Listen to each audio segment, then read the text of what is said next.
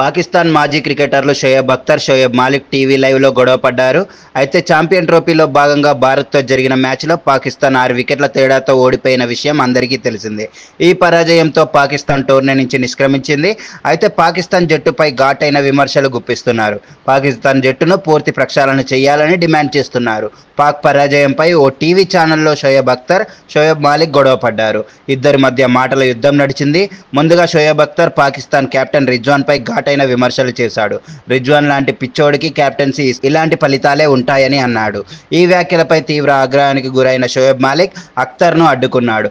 నీకంత కోపం ఉంటే పాకిస్తాన్ క్రికెట్లో చేరి అన్ని చక్కదిద్దు, ఇలా ఘాటుగా విమర్శించే బదులు జట్టును చక్కదిద్దు అని ఆగ్రహంగా అన్నాడు. వెంటనే షోయబ్ అఖ్తర్ కూడా ఘాటుగా సమాధానం చెప్పాడు. పాకిస్తాన్ జట్టు కోసం పనిచేసేందుకు నేను సిద్ధంగా ఉన్నాను. జట్టు కోసం నా వ్యక్తిగత జీవితాన్ని కూడా త్యాగం చేస్తానన్నాడు. పాకిస్తాన్ జట్టు బాధ్యతలను నాకు అప్పజెప్పండి. నేను కుటుంబంని వదిలేసి పాకిస్తాన్ జట్టు కోసం పనిచేసేందుకు సిద్ధంగా ఉన్నాను. కానీ నాకు 3 ఏళ్ల తర్వాత నా భవితవ్యం ఎలా ఉంటుందో కూడా నాకు తెలుసు. అయినా సరే నేను రెడీ అంటూ అఖ్తర్ ఘాటుగా బదులిచ్చాడు.